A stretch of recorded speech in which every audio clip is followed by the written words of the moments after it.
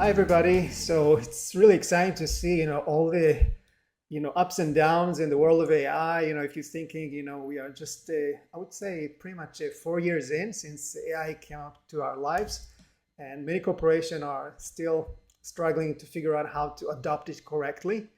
So to help us kind of understand this world and some of the best practices of really how to max the value from AI in a corporate environment, I'm super excited to have Charlene Lee. Charlene actually was in my show exactly a year ago, so it's great to see her again. And she and her partner, Dr. Katya Walsh, just recently published a new book called Winning with AI, the 90-day blueprint for success. So I'm super excited to learn about the backstory behind this book. And of course, we are here for also some great inputs about storytelling, how that would tie to that. But before we jump into the book, maybe just if you can introduce yourself again to our audience so they have a good context where you come from.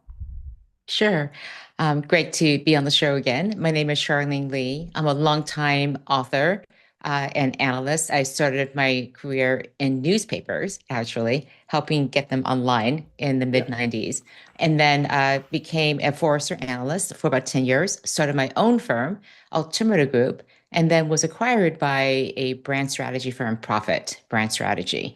So storytelling is very much in a DNA across multiple dimensions. Of And my course. focus has been on how organizations and leaders use technologies Mhm. to transform themselves, to disrupt themselves. My previous book in 2019 was called The Disruption Mindset. And I just published a new book called Winning with AI, the 90-day blueprint for success. Awesome. Yeah, no, I definitely followed lots of your articles all the way to the 90s, and you've definitely been a great thought leader in the space for many years. So it's great to see how you're evolving now to the AI generation. And so, like any good story, you need to have an inciting incident, right? Something they're gonna serve as a trigger to make you want to start your journey. So, what was that magic moment for you to decide writing this book? Well, it's really poignant because soon after ChatGPT came out, I was curious to see how much of me was in it. So I gave it the questions from a podcast interview that I had just done because Hmm. I had my answers and I wanted to see what AI did. And I took those answers and my real answers, broke them apart, gave them to people, and asked them to evaluate it. And AI's answers were about 80% as good as mine. Wow. And I went, whoa, there's me. All of me is in here. So what's going to happen to me? And I really thought about what that 20% meant. Mm. That 20%, what was it that was different? And in some, honestly, AI was better than me in some of the questions because the responses were more concise. They did a better job with storytelling. But the places where I did better was where there was something unique that I brought into it. I brought myself, my authenticity, my voice into those responses. And that struck me that I need to let AI do the 80%. That 80% that was me, and there's just let it do the heavy lifting. And I need to focus on the 20%. The new questions that haven't been asked, the insights that come from my half formed thoughts.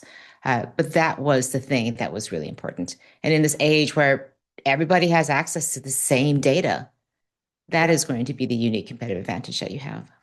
Yeah, and I think you absolutely nailed it, because one of the things that I see all the time is that AI is such a tempting magnet for people just to use it and paste it as is. And that's why we have this AI slope, this subpar kind of poor content that doesn't mean anything, but it sounds good. And the challenge is how you really write responsibly AI, take all the advantages, as you said, the 80%, because it has access to so many sources, but at the same time, ensure that your own personal voice is actually very tangible, very in the forefront.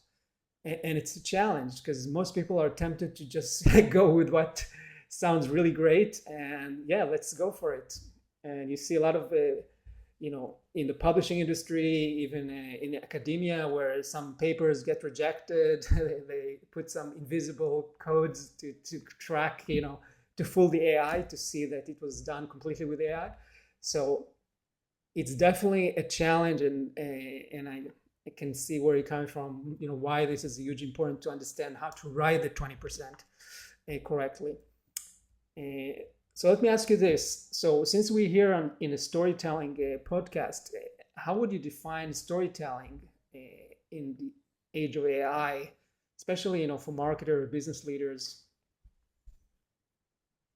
Well, I think of storytelling, that the purpose of storytelling is to move people, Mm-hmm. and specifically to move them to action, to move them from a place of this is how I see the world to see the world in a different way, and Yeah. to evoke this emotion so that they remember the story. And even more importantly, I think of storytelling as creating a narrative upon which people can write their own story, how they can see themselves in that story and see how their actions could unfold and add to the Mm-hmm. story. So, storytelling isn't just about telling a story and a narrative, but it's about involving other people in it. And Mm-hmm. that's the key difference, I think, between traditional storytelling, where you go to a theater, you listen to a story, and you're entertained. Here, you're really trying to build a movement for change. And so I think about using AI is how can we enhance that, either by understanding where people are coming from so the story can be more compelling for them Mm-hmm. and Yep. hit them in a better way, but also in the execution, but also just helping the storyteller dig deeper to become Mm-hmm. more connected to what is that motion that they want to have. Where is the motivation behind that motion? How do I tap into my authenticity even more? Yep. We think we're being authentic, we can always be more authentic and more vulnerable. For sure. Yeah, I really like what you said about using AI to help you kind of drive the narrative of the story. And again, in my book, I know a lot of people confuse story and narrative. They think it's the same thing. And narrative, obviously, it's basically just a popular belief that you're trying to distill with your audience, and the stories are just the proof point. So if we take this concept to your book, what would you say is your larger overarching narrative that you'd like to, or the big idea that you're trying to communicate Yeah, to? I love the way you put it that way. The overarching story is the narrative is that you don't need an AI strategy. You already have a business strategy. You need to use AI in service and in support of your business strategy. Right. And we forget that because AI is all encompassing, it's incredible. We can do amazing things with it. Every day I am in awe and in wonder.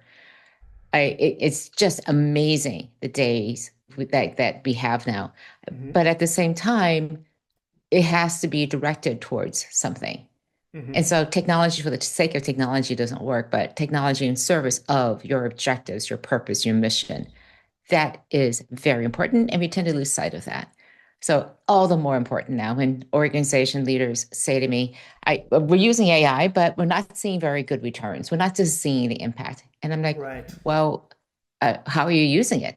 And it's almost always like these easy, quick wins, which are great, but they don't really move the needle. They're not using it to Mm. address their biggest strategic objectives.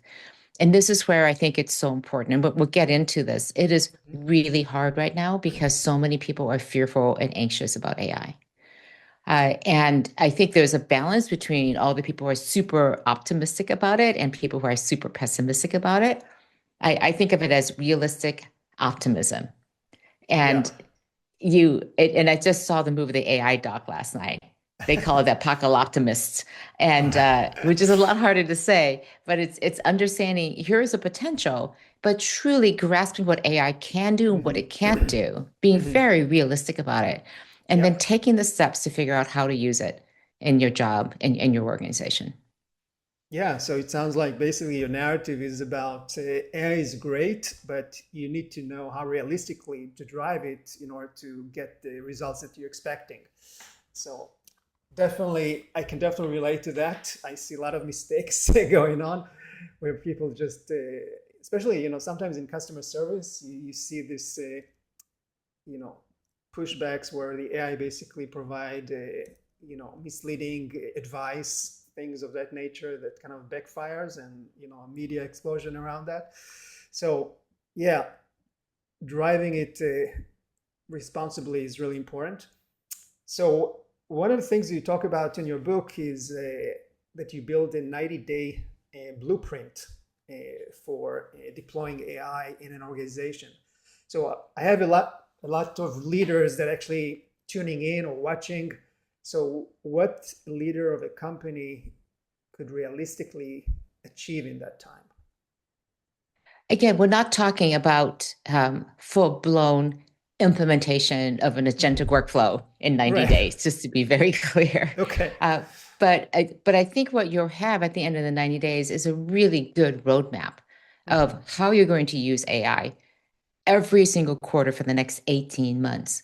And also understanding what are the resources you need, the Mhm. culture, the people, the technology, the governance needed Right. to execute on that roadmap. So we start, again, it's 12 weeks, a week for each step. And we tell you where to begin, Mhm. how to put together that roadmap. How do you understand how value is being created? Understand the gaps that exist in your organization, and then how to fill those gaps with Mhm. training and AI fluency, how to think about creating an AI ready culture, how to think about your AI tool stack, and especially how you're going to make decisions, the governance, and how that is set up in your organization. My, Right. my co-author, Dr. Katja Welsh, has a great way of saying this. There are several right ways, and we talk about all the multiple right ways to do things, but there are definitely wrong ways. And we just want to steer you away from the wrong ways. I see. And one of the biggest ones we see is having a long list of use cases and Mm. thinking that is your AI strategy. Oh. Or thinking we have ChatGPT or Microsoft Copilot, which is great. But the reality is, not that many people are using it. They don't know how to use it. There's no training. You don't give time for training. And there's, again, no roadmap of how to use those powerful tools to create Mm. value. I see. So the book really lays out step by step how you put that plan together.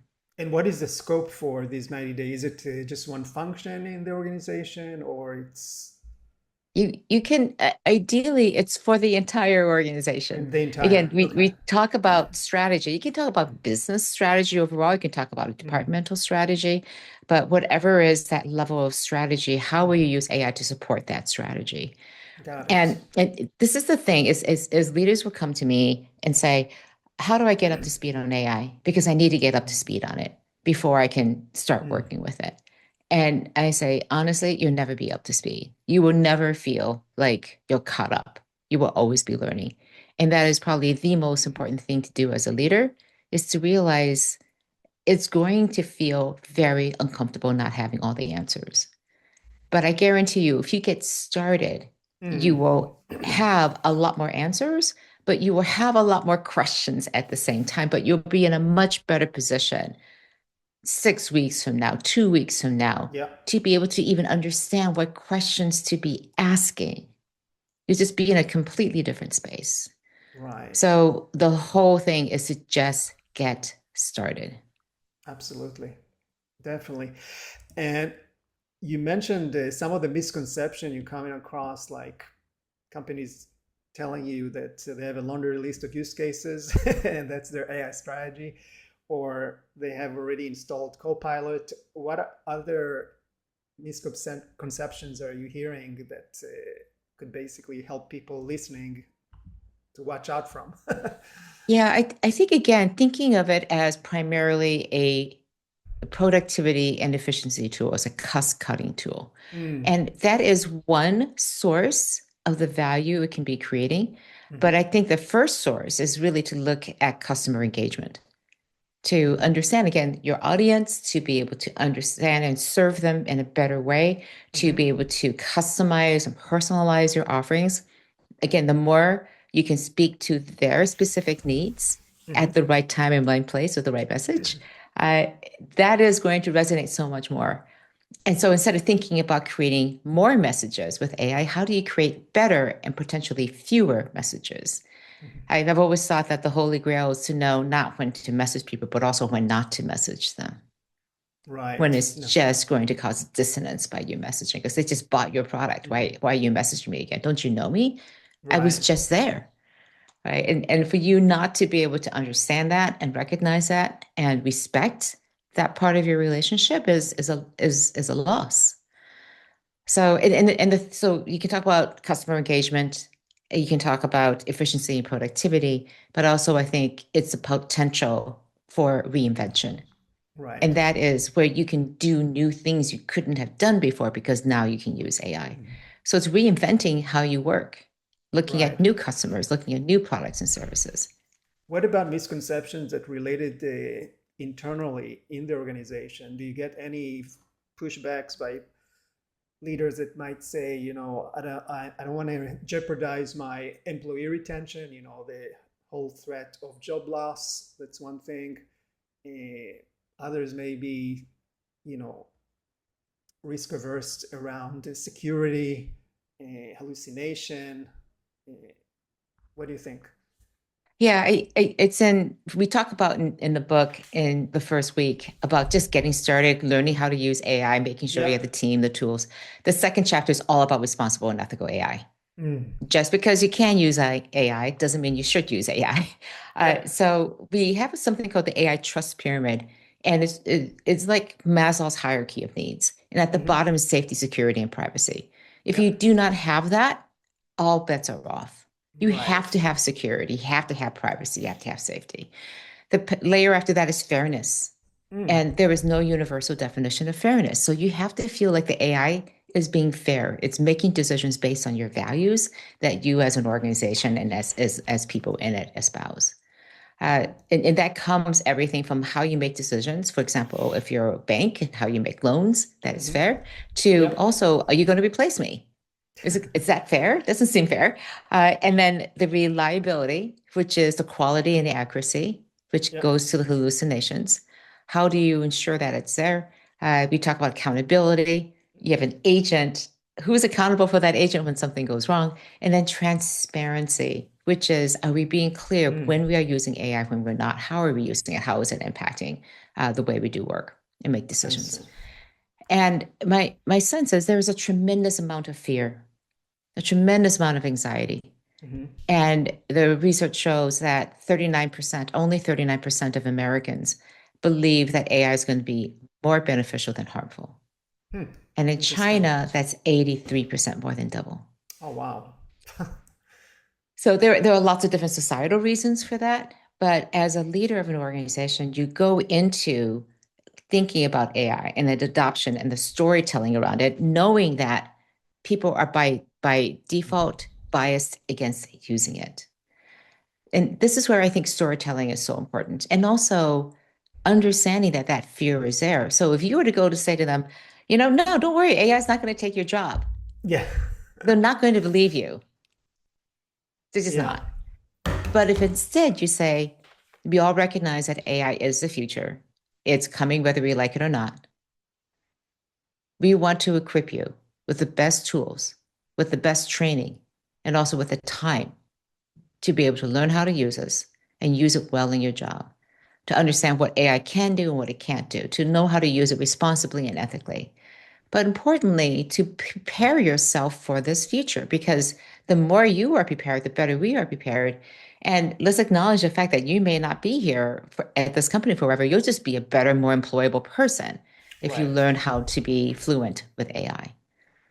That I can promise you, but Hmm. only promise that if you can keep that promise. Right. So that's a very different dialogue. And what I'm hearing from a lot of people is my company has done nothing around AI. We don't have a roadmap. It's unclear how we're using it. We're even banning it. So everyone's using it, this shadow AI. My company just is not worth it. I'm not given any resources. My company is going to sink. It's Mm. going to lose. So I'm going to look for another job at another company. So when I talk to leaders, this is not just a technology problem, it is a talent retention issue too, as well. Oh, I see. If Yeah. you want to keep your best people, You better make sure they have these tools, understand how to use them, can be thrillingly excellent and successful at using these tools to advance themselves in the company. Right. So What? it's all these things mixed together that needs to go into your storytelling about why is AI important to us. Yeah, and I'm sure, by now, working with clients and different organization, you probably have developed a series of personas of company styles that how they behave and their typical typecast in the story of adopting AI. So do you see of course there are those that are on the sidelines that never did anything, and those that put something very small and expect miracles, and I believe, from what I'm reading in the news, sometimes they compel their employees to actually use it, and the employees actually using it in a copy and paste fashion. So the content, all the presentations, all the reports, the documents all look very synthetic and with no substance, no meaning. So how do you make the shift from, yeah, we have AI, we told our employees you guys got to start using it every day, versus intelligent usage and finding, you know, creating value. You talk a lot about in the book about how you create value using AI. How do you shift them to generating genuine value that's meaningful? Yeah, this is where, again, I do believe processes, Mm-hmm. quality standards really make a difference. So Uh-huh. it's not just about using AI, but how does AI fit into your existing process? Right. And I think the worst thing you could be doing is to automate a bad process. Mm-hmm. Instead, rethink how would you do this process now that you have AI? Let's just look at content generation, marketing content. You could use AI just to do the writing that a junior person would have done that, an editor reviews it, and Yeah. off to the races you go. But the thing that is really unique about writers is that they can have the sixth sense of what will move people. Is that being in there? Can you make sure that the people who are overseeing it, and maybe the same writers, I like to say, how are we making sure that same creative process, that Mm-hmm. same insight and judgment and wisdom is incorporated into that work? And Mm-hmm. that we're not replacing that because that is irreplaceable, that 20% again. So, how are we training people to do that? How are we putting value Mm-hmm. against the importance of these Right. elements?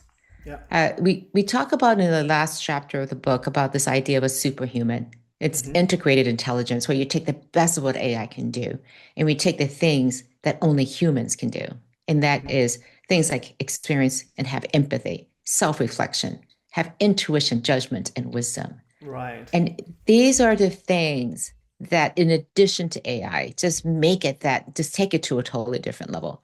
Mm-hmm. So you can just play in the area where AI agents are just talking to themselves. But if you're able to infuse it with some aspect of humanity, that takes it to a different level and you create things that have never been seen before. Right. Right. Yeah, and I think you touched also in the book, the different categories of AI. We started with generative AI, where people just ask the chatbot to do stuff for you, and it's a kind of a dialogue. Then you move to a more kind of a automation. Maybe they do a couple of things, and then all the way up is the agentic. And with the agentic, this is kind of a double sword, isn't it? You can pretty much have, and we hear all the stories about the one person agency with seven figures revenue because he has different job titles as agents. So how do you explain that threat, especially now when Claude just released Claude Code and Cowork, and 2 trillion got wiped from all the SaaS software. Anybody can Yeah. create software today. So how do you balance all this, We narrative are in that's a flowing? There is no doubt that we are in a huge Yeah. world of change. And I'm speaking as a solopreneur Yeah. who's using all of these tools to give himself leverage. And I used to have an Mm-hmm. analyst firm, Altimeter, and we had many, many people employed in all these different roles. And I don't need a lot of people now. In fact, I just have Yeah. my agents do a lot of that work. And Yeah. I'm pushing the boundaries to see how far I can do it. Right now, I think we are in this transition period, and there's no doubt in my mind that jobs are going to be impacted. There's Hmm. no doubt. Yeah. One bank said used to have 90 people who would read checks. Now AI can do that. We only need Yeah. five. So Yeah. 85 people, what do we do with them? And I think organizations are going to do their best to try to we task them, we skill them into new areas. But we know that the jobs that are being created by AI are not necessarily being filled by the same people whose jobs are being taken by AI. Right. And the only redeeming factor I have right now is that AI is really good at doing tasks. It's not that good at doing jobs, Hmm. like whole jobs. So we're still going to need humans for a while, especially in complex organizations.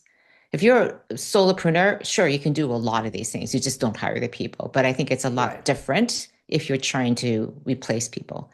And here's my thing is we have this great case study in the book where a call center, again, a call center is just ripe for Yeah. AI efficiency. Estimates are like between 40 and 60% of people would be replaced in call centers. And the thing that they said from the very beginning, we're not going to use AI to replace people. We don't have a too many people problem. We have a not enough good people problem. So they use AI in the beginning to increase the quality of their Mhm. people. So they Right. reduce error rates by 85%. Oh, wow. They reduce the training time by 30 or 40% to get people from entry level to mid level performance. They took all those people who were low performing and made them better. And so this has Hmm. had an overall better performing workforce. Hmm. Then they said, wow, we have all this capacity. What do we do with it? You could just cut it. But they said, no, we have this long list of things we want to do for our customers. Let's put people on that long list because we never had the time, people, and money. Right. Now we have that. Yeah. And then they said, what else could we do? Now that we have this incredibly AI fluent workforce, we have Hmm. all these data capabilities. What else can we do on behalf of our clients? So they started getting into new businesses because they were servicing these clients, especially professional service firms that were never going to Hmm. have an AI department. So let us agentify your workflow because we're Interesting. business process outsourcers. So we'll just start agentifying all the things that we already have your data, we have your processes. Yeah. We're just going to put AI and do things that you never could before. Huh. So I think that is a much better story to tell. Yeah. In the end, you can tell two stories. AI is going to be used to make us more efficient and cut people. And it's basically a story of scarcity, a story of saying, we have to do more with less, and we're just going to have less. Hmm. Or you can tell a story of abundance that says, oh my goodness, there's so many things we can do. We haven't discovered them. And we're going to go through a huge amount of change. And it's not going to hit everyone equally. We'll do our best to maximize the Hmm. outcomes for as many people, but we can't guarantee everything is going to stay the same. But this is Right. the direction we're going to head in. We're going to use AI to maximize our potential and your potential. Will Yeah, you I come on think this journey with us?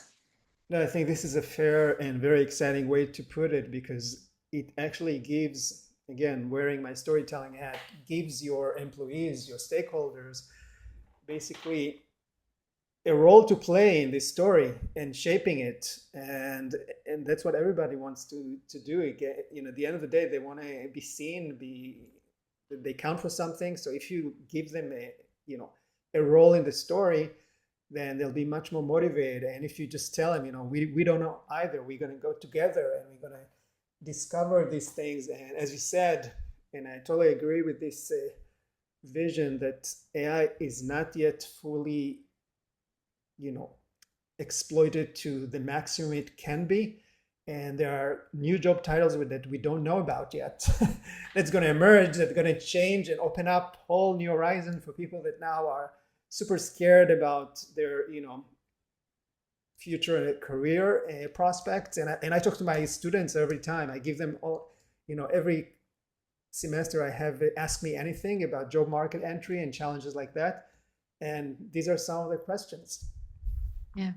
It's interesting because if you think about where we are in the life cycle, again, things are moving much faster than they have in previous cycles. But just to give you some perspective, you could argue that the World Wide Web was invented came out around 1995. Yep. And by 1998, 3 years later, The web wasn't that great. It was, Hmm. you could do amazing things on it, but it still Right. wasn't that great. We are 3 years into this space. Hmm. Yeah, it's We're nothing. still very, very early. Yeah. People are Yeah. making things up, inventing things. I had to take about 3 weeks off to take care of some family issues. Hmm. And during that time, Claude Cowork was launched. Yeah. OpenClaw came out. Mobile was having its own conversation with itself. And I came back like, the world has completely changed. What is this?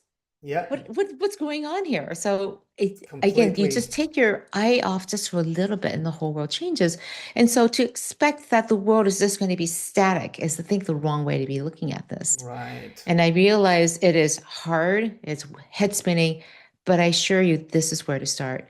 Start with the things that you know. Hmm. You are an expert on your organization. You Yeah. understand its purpose. You know its strategy. You're Yeah. an expert in your field. Stand on that as your starting foundation. And then you can have the world swirl around you. All these uncertain things that are constantly changing and happening around you. Just keep asking, Hmm. how does that impact my purpose? How does that impact my strategy? Hmm. Put it in the context of the world that you understand. Yeah. But it's not about understanding that world. It's about understanding where you are Mhm. coming from and starting from. I see. And just to paint a picture for people about the power of your 90-day plan, did you have examples of organizations that really nailed it in terms of using AI correctly according to your vision?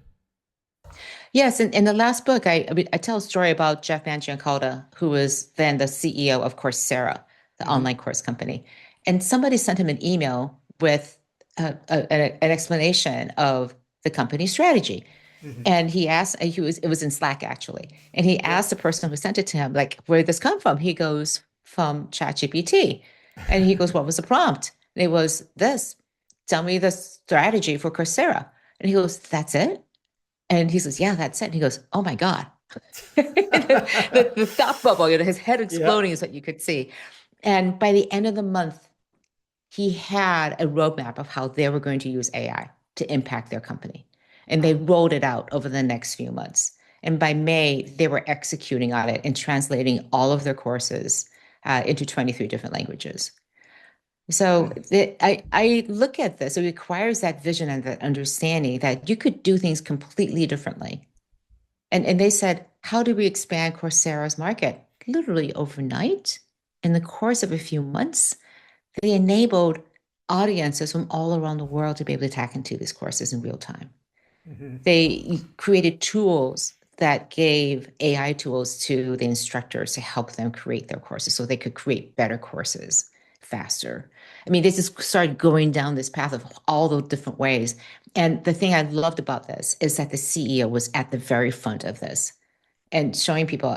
He goes, I'm not a programmer, but I'm building these things. I'm using these tools. He even created a course for CEOs on how to How use to use AI. AI? Oh, wow. Yes. Based on his And very experience. Yeah. specifically saying, how do you think about this as a CEO? Hmm. And I think that is what it takes. We talk about leadership and how we have to model the way. Hmm. And what I see oftentimes leadership now is, oh, it's AI, it's a technology. I'm going to have my CIO take care Nice. of Yeah. this. Yeah. Yeah. Yeah. It is not a technology. It has Yeah. technology in it, but it is a transformational force. It is a strategic initiative. And you, as the leader in the organization, need to be absolutely involved Hmm. in driving the strategic benefit and value.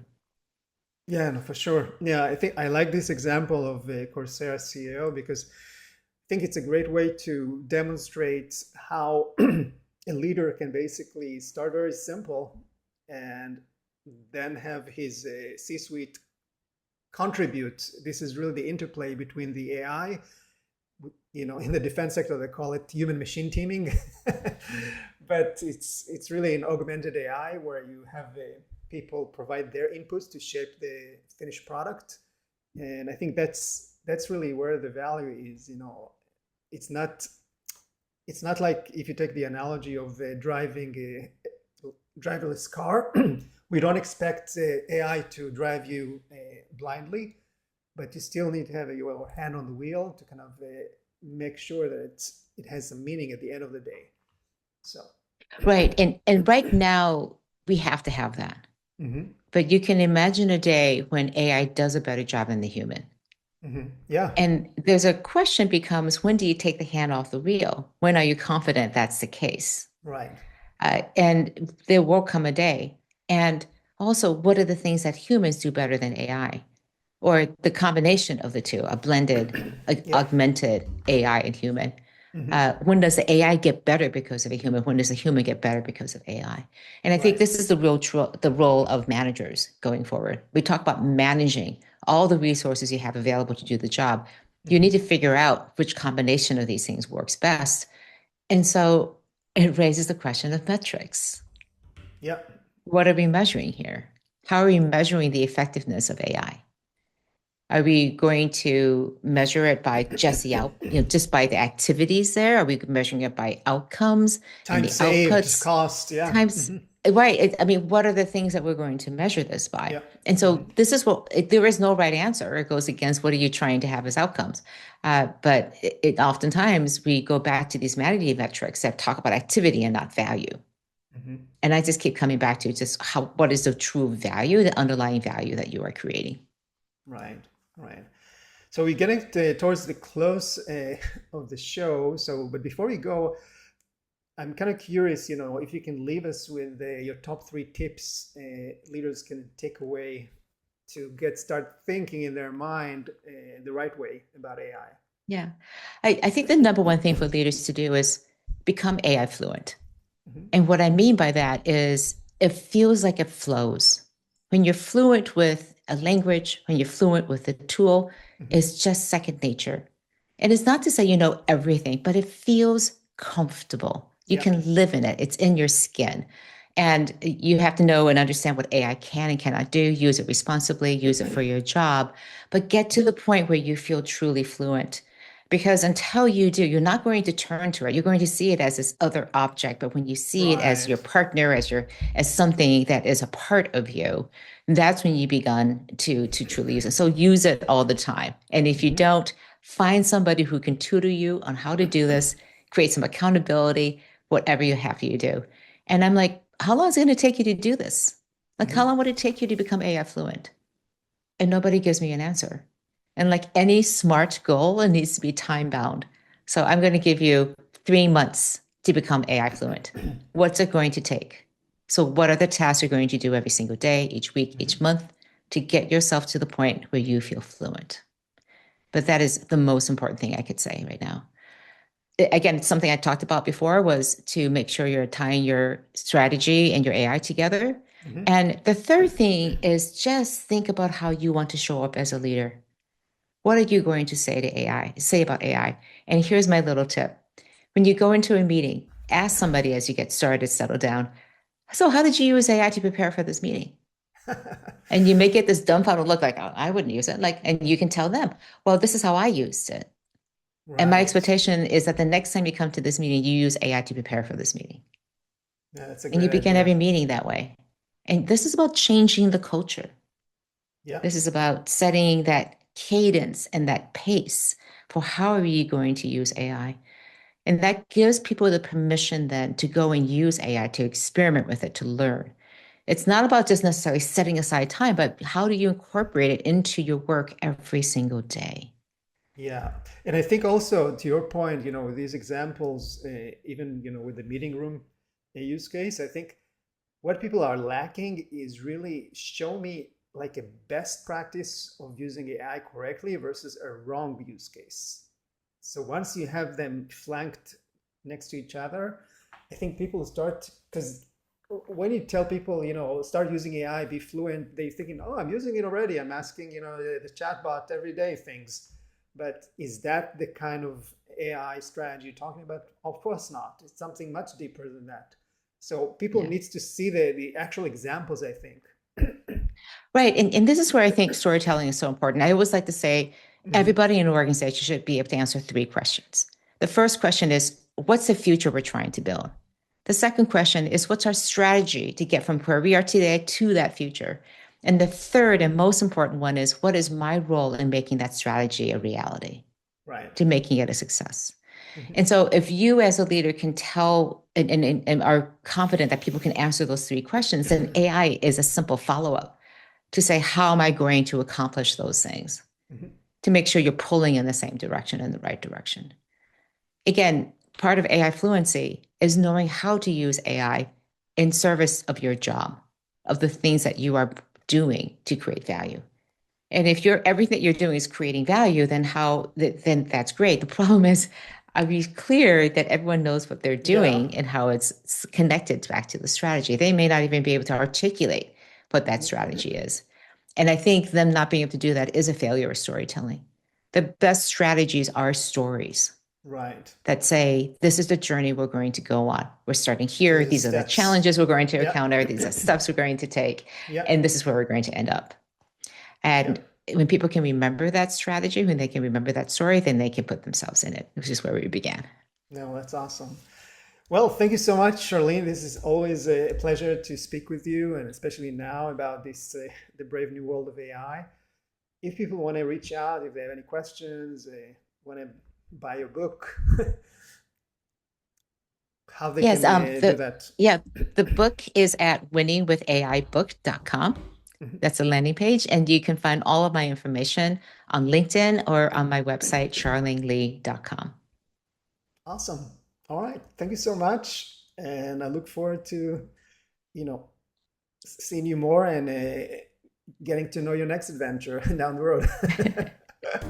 Thanks again for having me on the show. I really appreciate it. All right. Thank you. Bye, everybody.